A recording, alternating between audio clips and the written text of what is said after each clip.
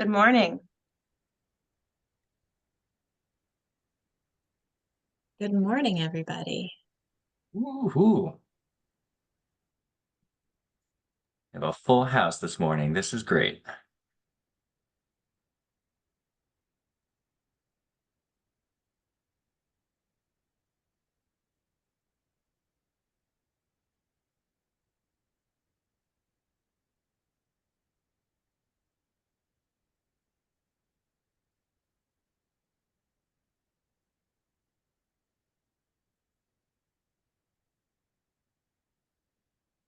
All right. Good morning, everybody. Thanks for coming to the last in our series of office hours on the NBRC application for this spring round. What we're going to do this morning is we're going to go over kind of step by step working through the system, submitting the application. This is going to be much more of a technical navigation overview of the system. We will have some time to address some FAQs, some specific errors folks might be encountering, as well as we'll do a sort of question and answer session toward the end. We have Adrian Harrison, who is one of our program managers, who will be helping to answer more program-specific questions toward the end. And Sarah Demers is going to be on chat duty today and is going to be keeping an eye on that. So you can feel free to, as we work our way through this, use the raise hand function to jump in with questions on a section that we're looking at, or you can drop it right into the chat. Without further ado, let's dive right in.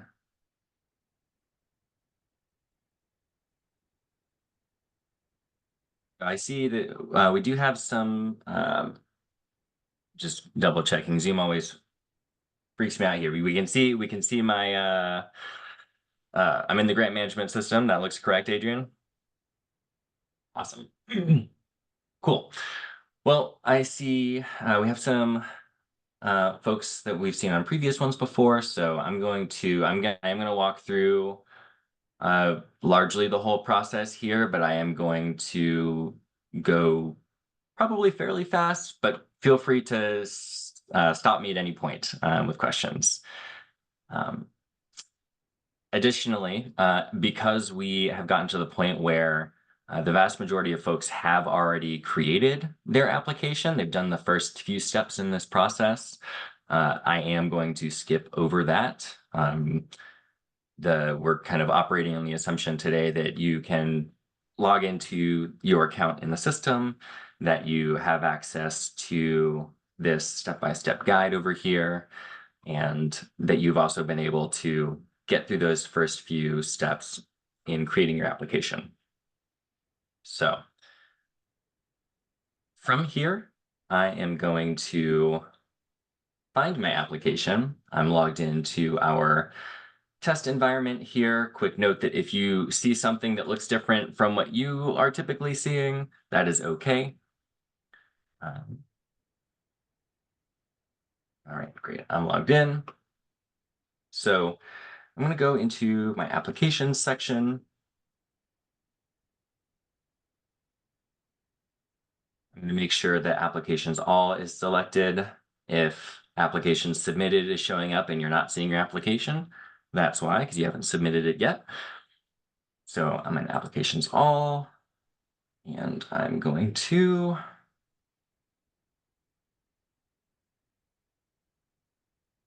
great. This is the one. You won't have this many to comb through. All right, I'm going to jump right in.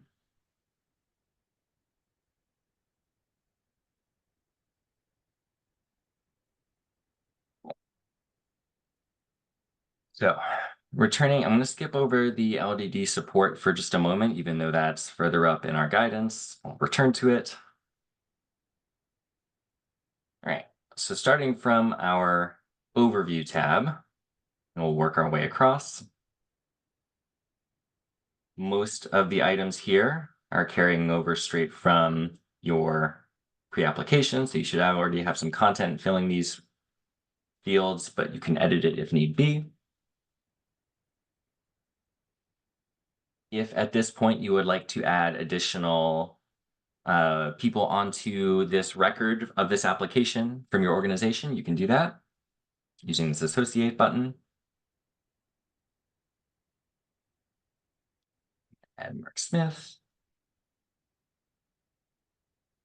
And then let's say I actually want to add, this is the person that I'm listing as my LDD contact here later in the process. So I'm going to add them onto this record as well.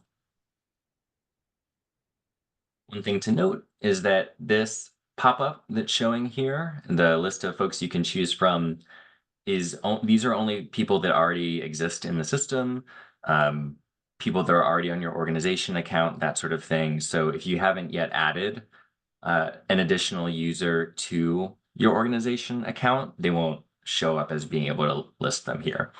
We do have instructions for adding additional users on our website. So I can go in, update their roles. Let's say I want this person to be a grants administrator. And then I've got my LDE contact.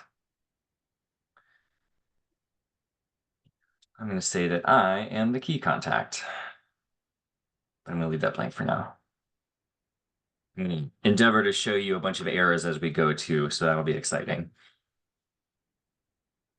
Leave them, you'll click on that acknowledgement. I'm going to save everything. I'm going to come back to some of these things I'm not doing at the moment just because I want to show you what some of these errors will look like if they trigger for some reason when you're trying to submit, just so you can see where to go back to. So moving down to our locations tab. Again, this carries over from the pre-application. The investment locations and key performance indicators are new content that you will have to fill out. So I've already added one investment location here. I can add another one. Great. As you will see, I can create it. It doesn't have to be real.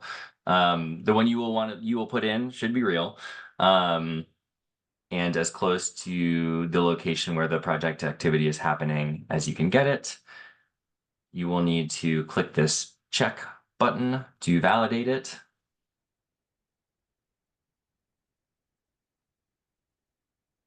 And it will come back invalid. That is, if you are putting in a real address and it is coming back invalid, that is okay. Sometimes the system can be a little bit finicky about what it is deeming valid. Do get it as close as you can. We can work with folks to make sure we've got the correct data in there down the road, but make sure you have all the locations in there.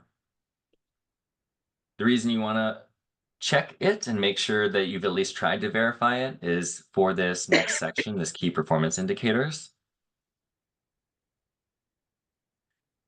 So you're going to want to put a figure in for each one of these key performance indicators. If it's not applicable to your project, you can just put 0. And then you'll click this little associate locations icon.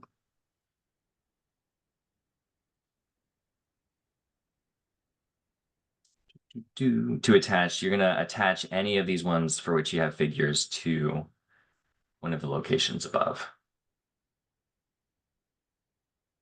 So until you've tried to validate one of your locations, they won't show up in this table that appears.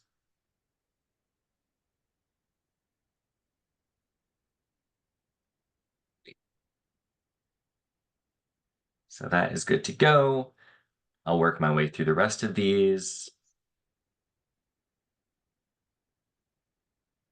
And then we can move on to the budget tab. So this budget section, you can click the plus icon to expand it. This is from what you entered in the pre-application. And all of that's the same, but again, you can edit it. Your budget narrative information is here as well. You can click edit to change any of those details.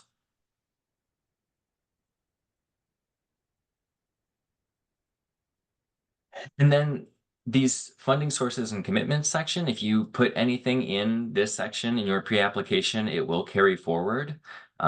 It wasn't required in the pre-application, so you might not have anything in here, but it is required at this point in the process. So you will want to fill that out to fill all of those different pieces out. You want to make sure, I'll come back to sort of the amounts piece here in a sec.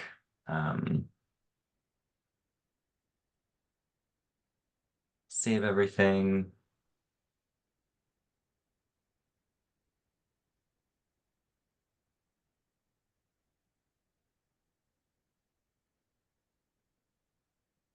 Great. I'm going to move over to the proposal tab. This is all new information.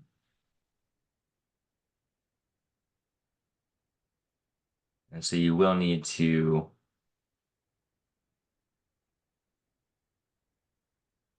fill in these text boxes. One thing we've been noticing is that for these text boxes in this proposal section, some folks have reported that even though it says you have 10,000 characters, or you've got 150 characters left or something like that, you're getting some kind of error message that says it's too many. That's something that we are aware of and working on getting addressed.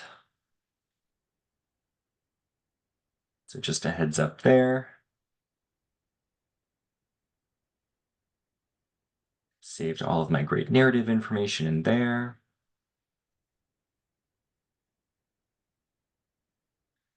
I'm going to come back to the forms and files, but first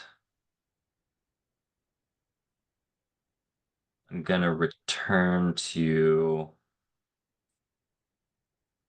our LDD review section.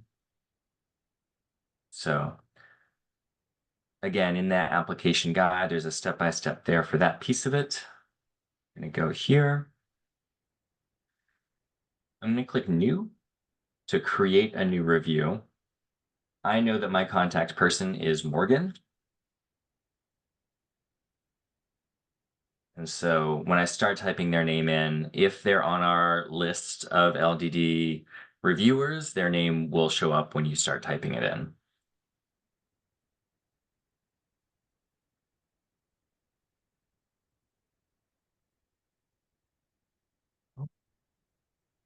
I would set the due date before the 3rd, just to give yourself time to do any final pieces of it. Save.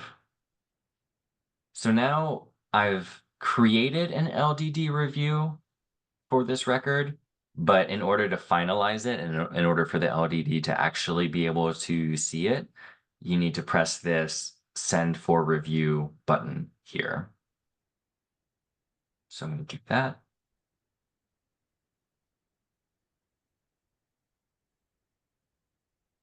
And I think this is going to refresh. Yep. Can I ask a question on that? Yeah. If you send for review, but the person doesn't actually look at it by the due date, are we still able to submit? Yep. Okay. So what you will be able to do at any time is hit this complete review button. Also, sending it for review won't lock you out of making edits either. So one thing to note is once you do hit this complete review button, the LDD will no longer be able to, they can still view the record, they can still kind of see the information on there, but they're not going to be able to make edits directly once this complete review button has been pressed. So. Okay, thank you. Yeah. All right. So just to give you a sense for really quick what that looks like on their end, I'm logged in as Morgan, my little test LDD person. They're going to get a notification in their pending tasks.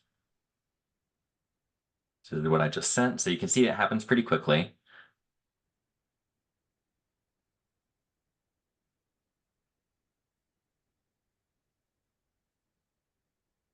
And so you can see that they actually can press edit on this record.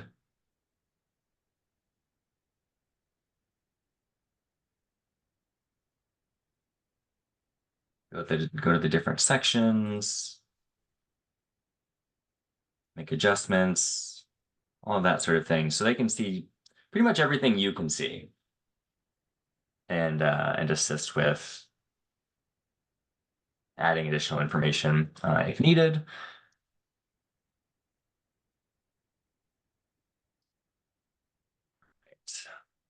Once I, as the LDD, have gone in and made my adjustments and provided any feedback, I can,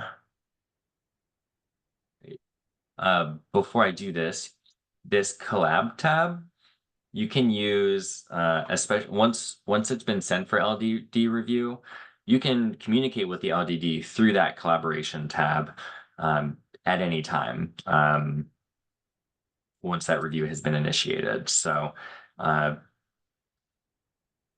it needs to be sent for LDD review in order for them to make edits, but you can provide feedback and just talk with each other ongoing without sending it back and forth. So I'm going to just complete my LDD review here real quick.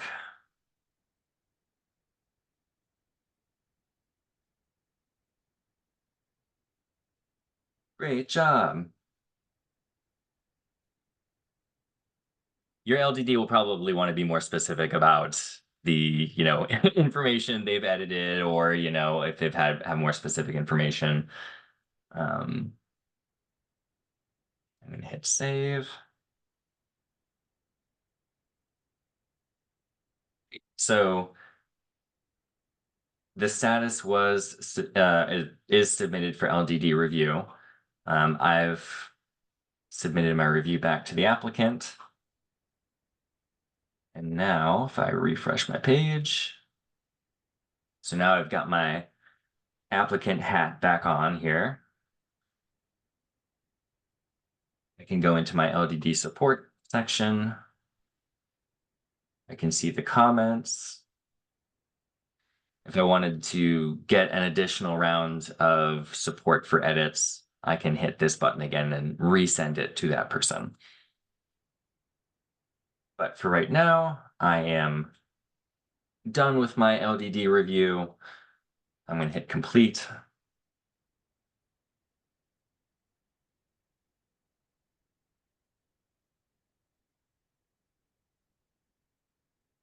Excellent.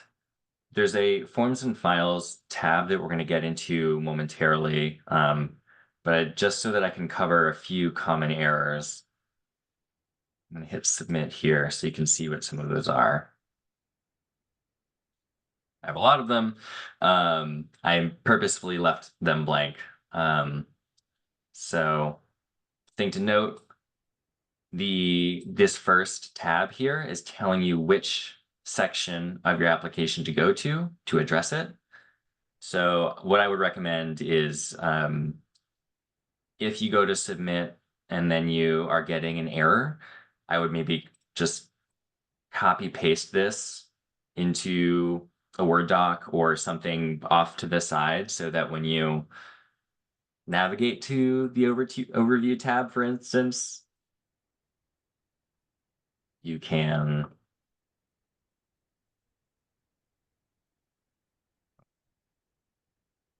okay, great. No, the error is still there. So great. So I'm going to go down to my key contacts. You need at least one key contact checked. And then the second error on this tab was that I needed to enter an acknowledgement. And that is also at the bottom. Have to add.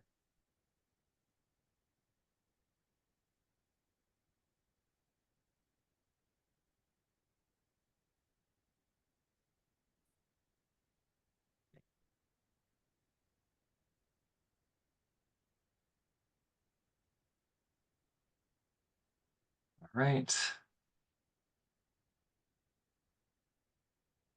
All right, so now I've got a couple of different errors in my budget tab.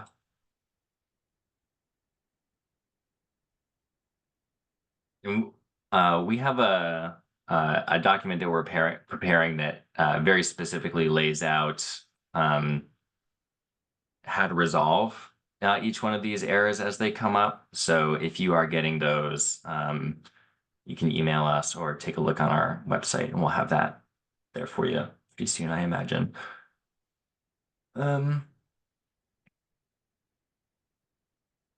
So real quick, if you're seeing this long one about NBRC investment funds cannot be used to supplant existing federal programs, that means your budget has hit the 80% federal funding cap. What that means is the total under this NBRC share column and other federal share column, when added together, equals more than 80% of whatever your total project cost is. So you'll just need to either edit these to reduce that amount or add additional matching funds so that you are over 80% federally funded. So this one, some of the other federal share applicant match other cannot be less than the match on the locations tab. That's saying that your budget currently doesn't have enough matching funds as required by NBRC. So you can go to locations and you say, okay, I've got a 50% match rate. And I multiply that match rate by whatever I'm asking. So right now, my NBRC is 30. So I need 15,000 in other funds in these other columns here in order to get that. So I laid out 5,000 in equipment and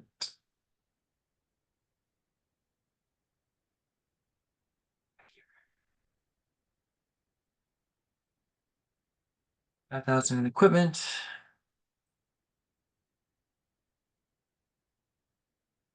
And 10,000 in applicant match.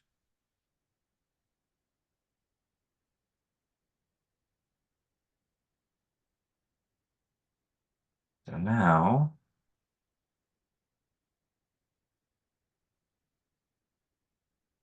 I'll come back. Great. So by adding some additional match, I got rid of both of the federal funding cap error and the match rate error.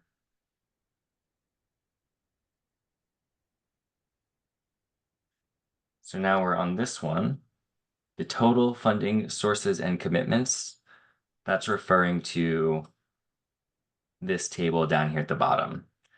So what you might be seeing if you're getting this error is if you have listed the NBRC amount in here, that will trip you up. You want this section, the total here, to equal only the non-NBRC funds here. So I've got 15,000 in non-NBRC funds. So I want to see 15,000 here. So this is easy. I can just delete the NBRC line item here.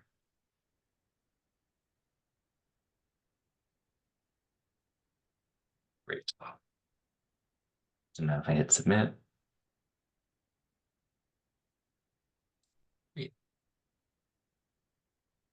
Now I just have some key performance indicators. In the locations tab, I see that I did not, in fact, put a target on this last one here. Save. submit. And now my only issues at this point are in the Forms and Files tab. So let me look at that. So in my example here, I have uploaded some documents. Just a quick primer on this table here. If there is a template that we have available for you to download, fill out, and then upload back into the system, it'll show up in this column. So I don't have any in this test version, but in yours, a lot of these, several of these will have templates for you to fill out. So I would download it to my computer, click this upload icon, and once I've done that,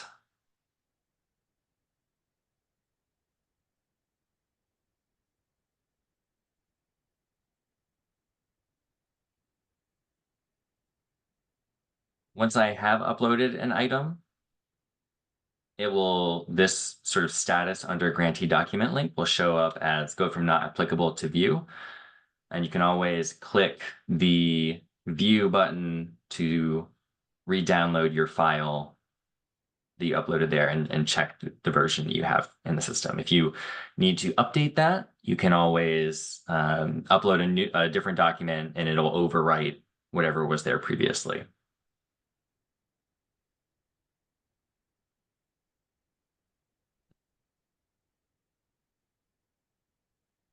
Just add something into my last mandatory field. So if I were to hit submit now, all I have left is this 100% complete, and that's referring to these all forms here, looking at these percentages. Your all forms field is going to look a little different than mine. You will have both of these assurances documents. They will have an X here to show that they are optional. You do need to fill out one of them, whichever one is most relevant to your project, whether it's construction or non-construction. And then there are two other mandatory forms that are not these that you will want to make sure are at 100% completion there. So you can check which pieces are missing based on the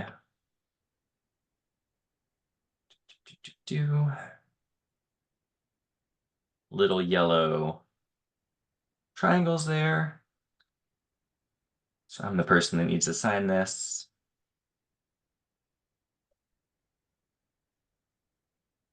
Just like myself. Save today. Save. I don't need to press this validate button. Once I have saved it, I can just press the back button.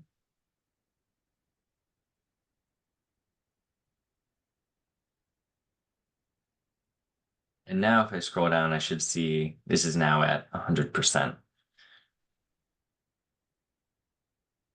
So before I do the last piece to submit, I want to turn it over to my team to talk a little bit more in depth about the supporting documents checklist and the various forms in this section, / do a pause if we need to just like take a breath. Hey, Casey, there are quite a few questions about locations and associating locations. I know you covered if it can't be validated, that's okay. People want to know if they should put in a lat long.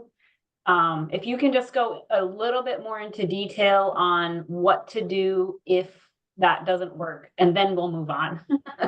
Awesome. No, thank you. So for these locations piece, yes, if you are not able to validate it with the street address, try putting that latitude, longitude in there and hit saving it. There's a chance it still won't validate after you've put that latitude, longitude in. But that's helpful information for us, and we can, we'll end up working at in a later phase to make sure that we've got the most accurate information on file for your project. Just a quick follow-up there. It seemed to me that I couldn't actually associate a KPI with a location if it was invalid. And so I'm wondering if the KPIs will transfer if I just input them into the table, or if we're going to be docked because I'm not able to enter them and associate them with a location. When you went to go try to associate them, was it showing up in the little pop-up window and just not sort of finalizing going through, or was the location, if it would, like, not even showing up at all? It doesn't show up in the pop-up window because it's invalid, is my understanding of it. So if so real quick here, blah blah blah. Great.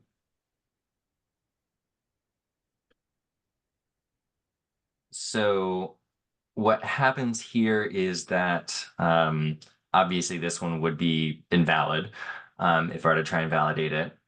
If I go in and try to associate something here, you'll see it's those two that I have. I've got an invalid one and a valid one. What determines whether they show up in this window is whether you've pressed this check mark here. Okay. And so if it's not showing up, try that. And if there's still an issue, then shoot us an email at admin@nbrc.gov and we can do some more troubleshooting. Thanks. Yeah. And awesome. Did we have any other questions about the locations tab? There before we was switch back? one, yeah, there was one question that I've seen that I have also, and it is if the activities are more general than a single location. For instance, they are associated with the whole organization as opposed to one spot. How do we do with that? I'm gonna maybe ask if Adrian's able to pop in and answer that question. Sure. So here we are looking for the specific areas of impact. So if you feel that your project will have like a footprint, like an outcome in more than one location, you can sort of upscale your location to kind of meet that geography. So if you think it's more of a county-wide geography, you could enter a county. If you think it's multiple counties, you could enter, and correct me if I'm wrong, Casey, but I think you can enter multiple counties as a geography. So, yeah, so if you feel your footprint is larger than a specific address, I think you can enter it in that way. If we're running into an issue with documenting that sort of broader reach, and our system can't accommodate that the way I think we had intended it to, we can describe those impacts in two places in the narrative. One would be in the economic impacts narrative of the technical proposal section, and one would be in the community context within the project information section. That was one of our pre-application questions. You can expand upon it there.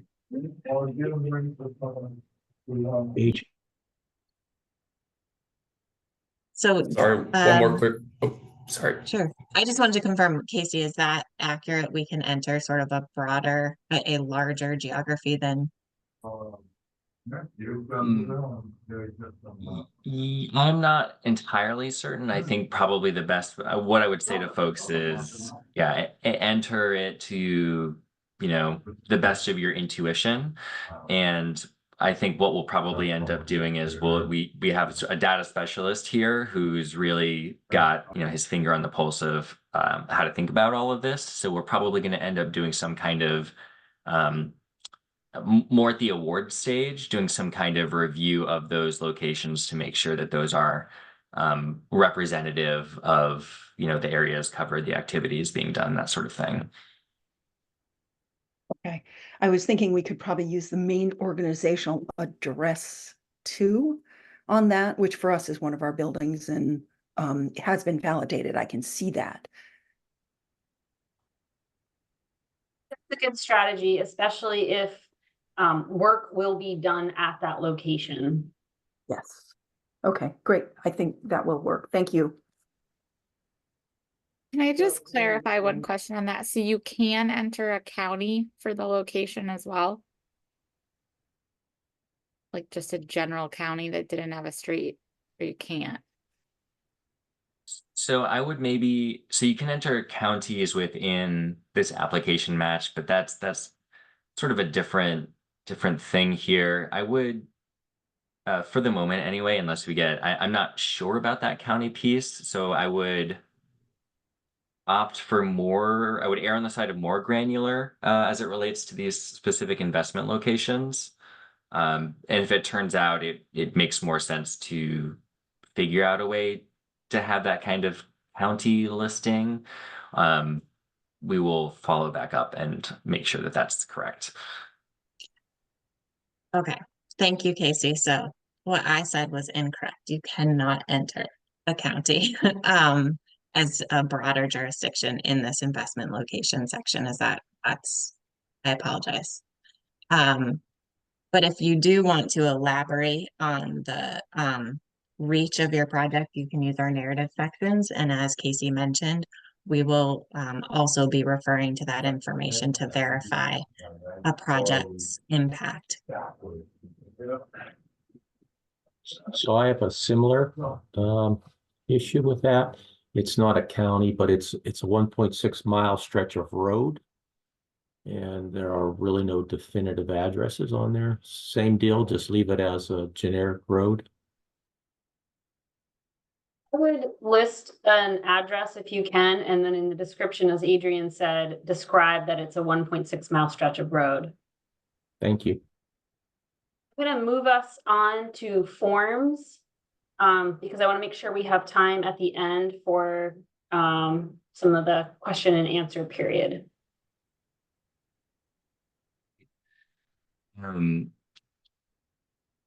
So Do you want me to share my screen, Casey? yeah, I will stop there.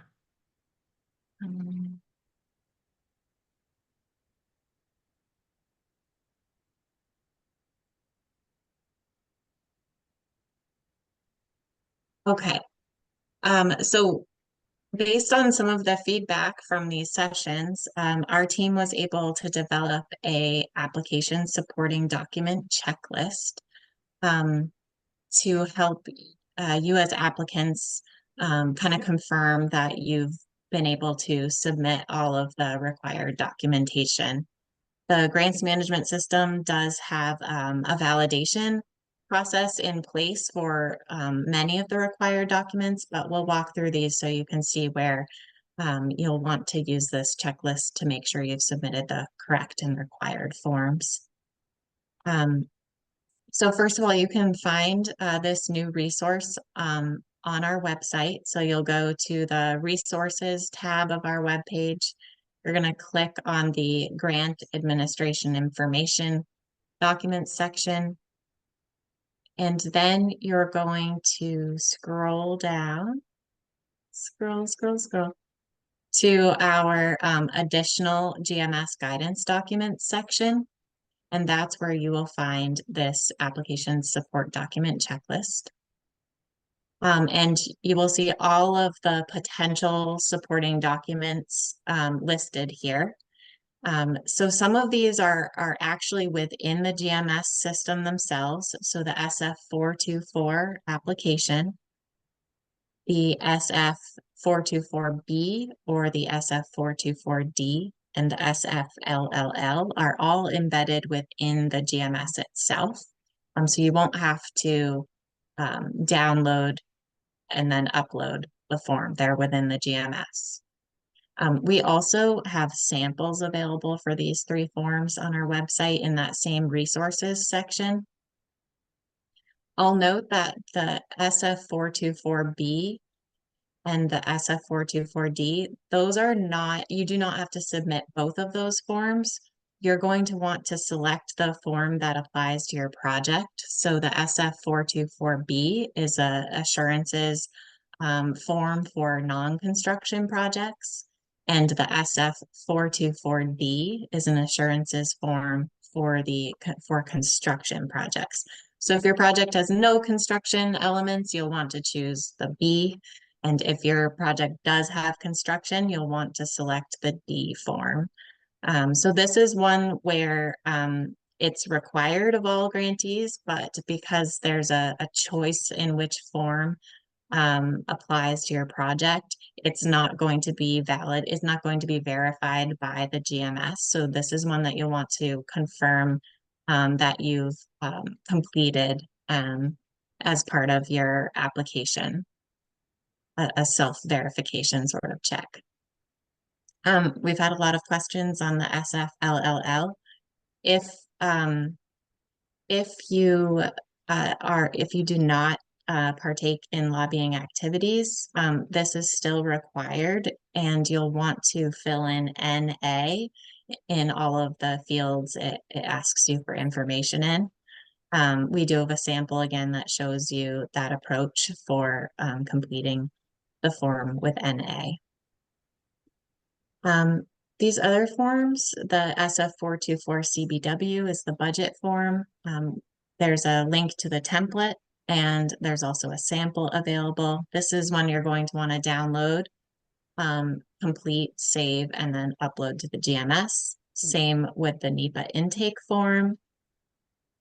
Form 1001. That's the debarment suspension certification.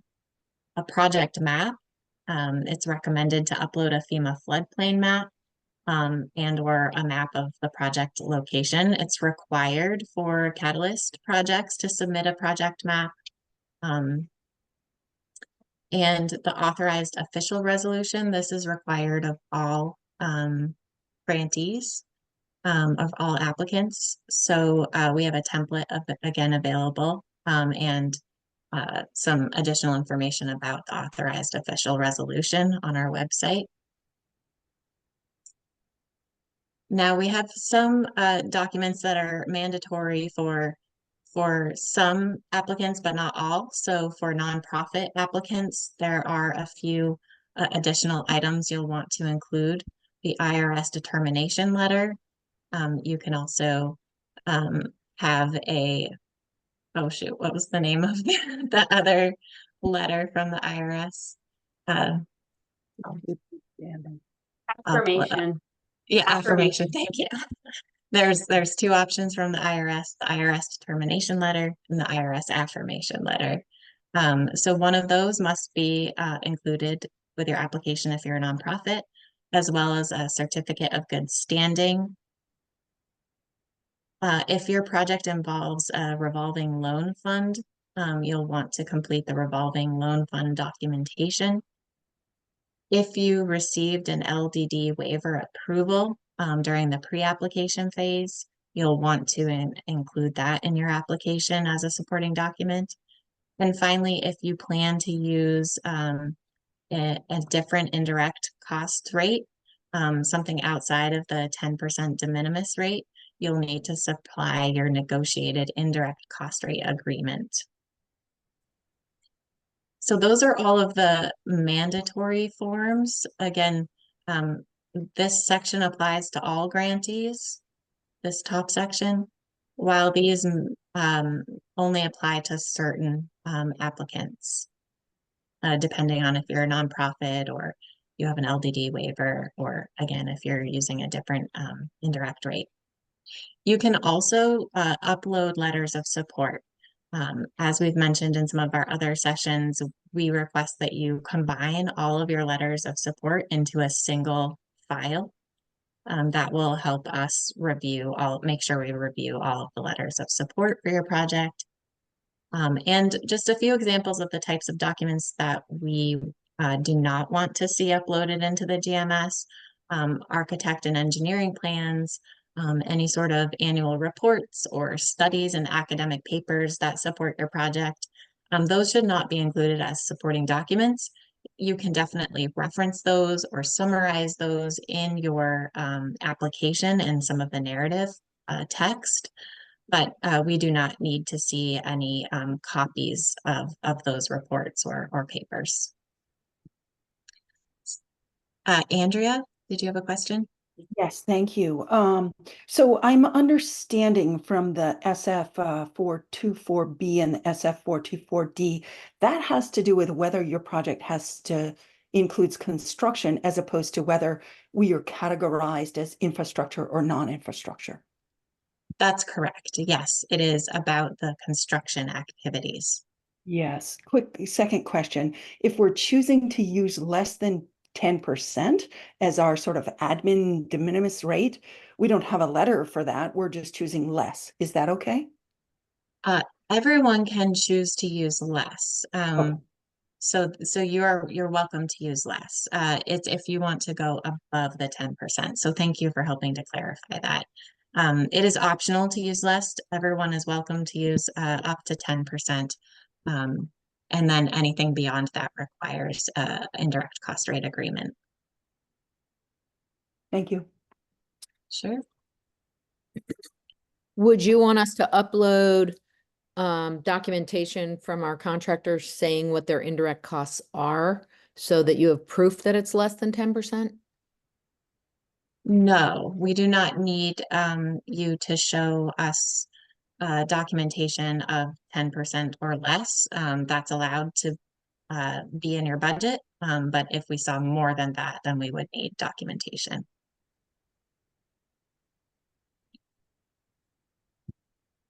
I have a quick question. You said Sure. if we receive the LDD waiver approval, so the initial email that said we were going on was this very generic Salesforce email that was completely missed. And we had to do a lot of digging to find it. We just found it, so we're very far behind in the game right at this moment. Would that be the same email address that an LDD waiver approval would come from? How do I find that? Casey, do you mind if I stop sharing and we go into your sandbox so we can show everyone where those files are?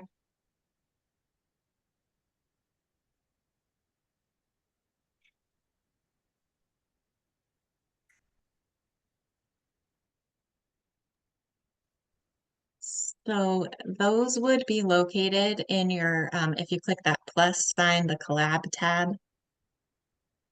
And if you scroll down, okay, well, you wouldn't have one, Casey, but there's actually, there's the messages section. There's also an email section that might populate for you all, but it would be in this collab tab. And it would have come from admin@nbrc.gov. But its record exists in this collab tab. So even if you don't have that email in your inbox somewhere, you'll be able to find it here in this collab tab.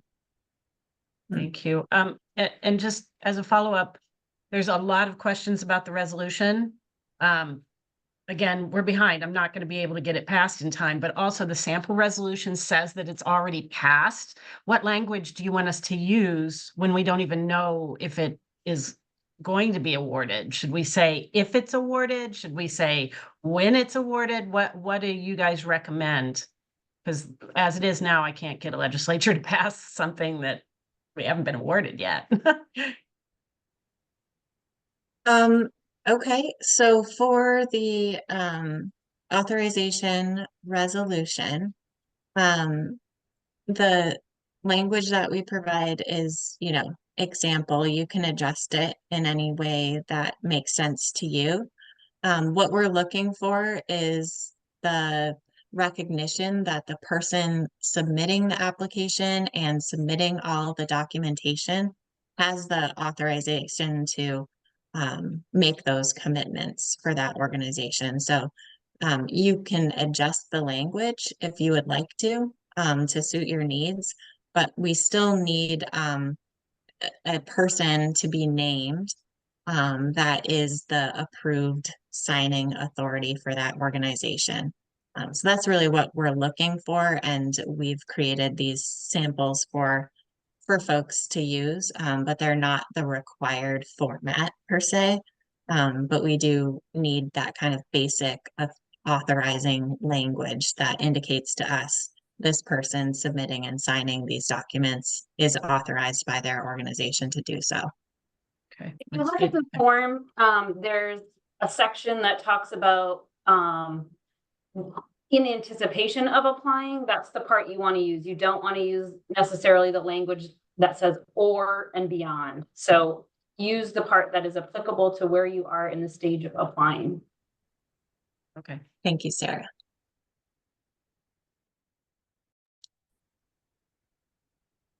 MA? Can I ask a question on the page that Oh, is sure. oh, sorry. I don't know how to Sorry. raise my hand, which is very rude, and I apologize. I'm just calling out. I'm sorry, I'll just wait. I'm sorry, Amy.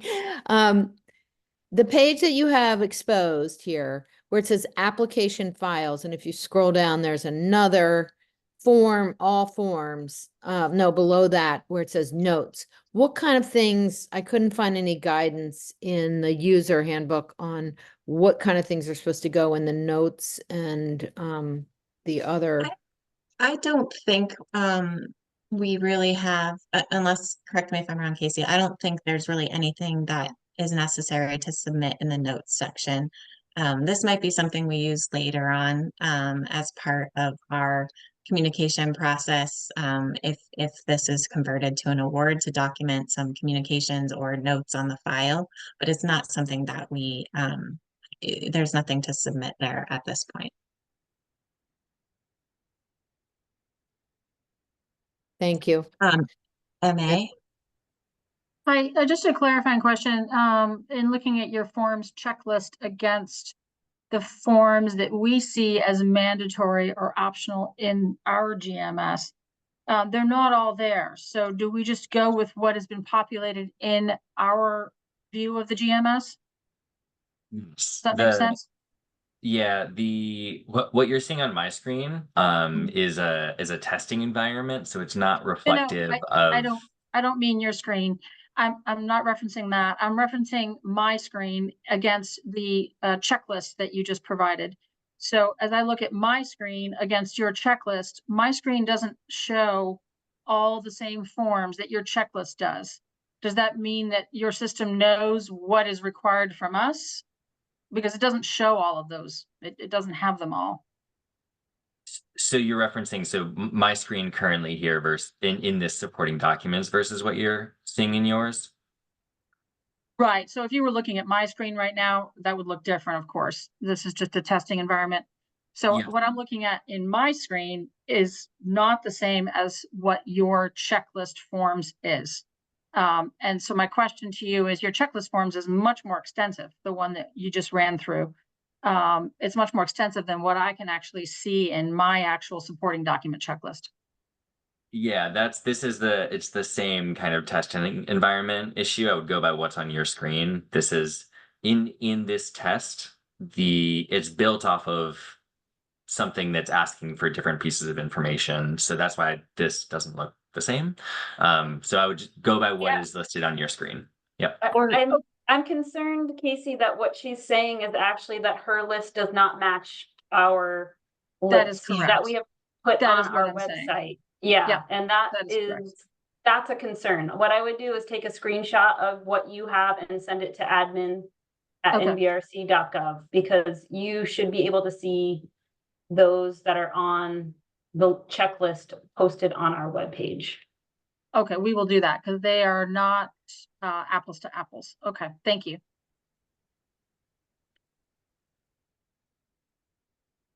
I have a quick question regarding the SF 424 CBW. I did put it in the chat, but for one of our contract is the construction piece. It's our water authority. Do we break down the construction costs on the form with like lines 8A through 8B? Or do we list them as a contract and then go into description? AJ, Um, feel free to, oh yeah, go ahead. Yeah, sure. Okay, so for the SF424 CBW, I recognize that you might be, putting a lot of your construction activities into one contract. But for the purposes of this budget, those should go under construction. I thought so. And I wasn't sure. Okay. Yeah, you. and yeah, okay, great. And if you want to note, who's like if it's a contract, for that line item, you can kind of put in parentheses contract, but they should show up in the construction Okay. section. I have a quick question on that form too, which was, I think if we were counting in kind as part of our match, that you had asked for it to be put in the personnel section and broken out that way. But ultimately it's not, it doesn't add up if you do that, I think. So I'm wondering how that works. Sure. So you're talking about using staff time, in-kind staff time, They're volunteers, so it's volunteer. Yeah. yeah, so there is no So you, money. Yeah. yeah, so you would want to, there's a resource, that helps you calculate the correct, volunteer hourly rate. And so you'll just want to use that rate per hour and the estimated number of hours that you're receiving, for those volunteer services. And then that will give you the value of that in-kind service. So I'm worried that we put it in the form, and then when you have actual expenses and you break out the NBRC portion of it and the match portion of it, that's real dollars in a way, but that the in-kind stuff isn't, and I think it messes up the totals at the bottom. Do I understand that properly, or am I doing Are, something wrong? are you using them as match? We are using them as match, yes. All right, maybe I just need to look at it more closely or something. So I think then you would put that total as match. So you'd take that, $300 or whatever number of dollars, in-kind service hours and put that amount in the application match column, Mhm. the applicant match column. On that form. Yes. Okay. Are you talking about this budget table here or the actual like spreadsheet form? The actual spreadsheet form, the downloaded CWB or whatever, CWB. Yeah, so that on the right hand side of that form is basically the where that funding source is coming from. So the very first column, it probably says like HUD share. That's effectively the NBRC portion. So if part of, yeah, so you can list out things as being NBRC, you can list things as being sourced by state or like other sources. So you would just identify on the right-hand side of that spreadsheet which of those funding sources is most applicable, and you would put that the amount of the in-kind value there. Okay. I'll work on figuring it out. We've used enough time on this one. Thank you. I want to stick with the folks who have their hands raised. I think Shannon, that may be our last question. Thank you, and my apologies for coming on late. I did hear a little bit about the indirect cost rate letter because I'm seeing it as mandatory. And in the case of, I'm the community development director for the town of Bennington. We are working with our LDD, the Bennington County Regional Commission. Do I need to have a letter from the town manager saying that we will not be looking for an indirect cost applied to the town other than for any federal grant, we do $5,000 for our audit? Is that something that I would need to have the town manager write? So the indirect cost rate agreement is not mandatory. So if Oh, you're okay. seeing it as mandatory, Sarah, that's also concerning. It's only required if you're going above the 10% de minimis rate. Okay, Um, got And it. you would have a letter, an agreement with a federal entity that established that higher rate. That's what is required if you are requesting higher than 10%. Okay, great. I appreciate that clarification. And then just two more things quickly. And I can take this offline if it needs further discussion, but the, in our letter to apply, being accepted to apply, there's a couple of comments that an NFI may be required. Is that something that we would need documentation of in some way? It's about, construction on real property. And then the second piece is that NBRC funds cannot be passed through to an ineligible entity. So in this case, this is a rehabilitation of an old high school for both town and community use as well as housing. So the town will have a long-term lease and we're essentially applying for like tenant fit up. Would you need to see like a lease agreement or some sort of documentation about that as part of this requirement? So that would be part of the NFI, the Notice of Federal Interest. In order for that project to move forward into the award phase and to receive the notice or before your first reimbursement occurs, you would need to record a notice of federal interest, and that would require a 20-year or more lease for an eligible entity. Okay, so you don't necessarily need that documentation at this moment, but if we were to be awarded, we would move forward with that. Is that? Yes, and I think describing that relationship in your application is very important so that everyone understands how the ownership will work and that the funds are going to the town versus the private entity who owns the building. Great, thank you. Okay. Yeah.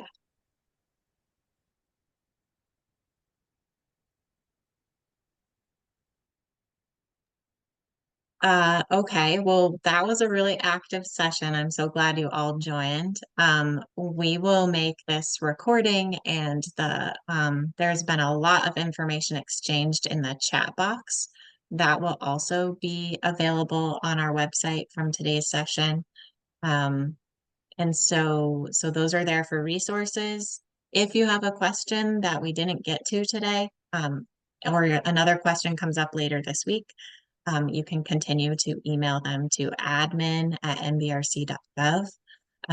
Where Casey, Sarah, myself, Marina, we're all manning that inbox and trying to get you accurate responses as quickly as possible. So I think with that, Casey, unless you had something else, or Marina or Sarah, we'll say thank you and we'll get these posted. If not by the end of today, first thing tomorrow. So they'll be there for you as resources. Okay, great. Well, thank you and have a great day. Thanks for all your help. Thanks, Of everybody. course.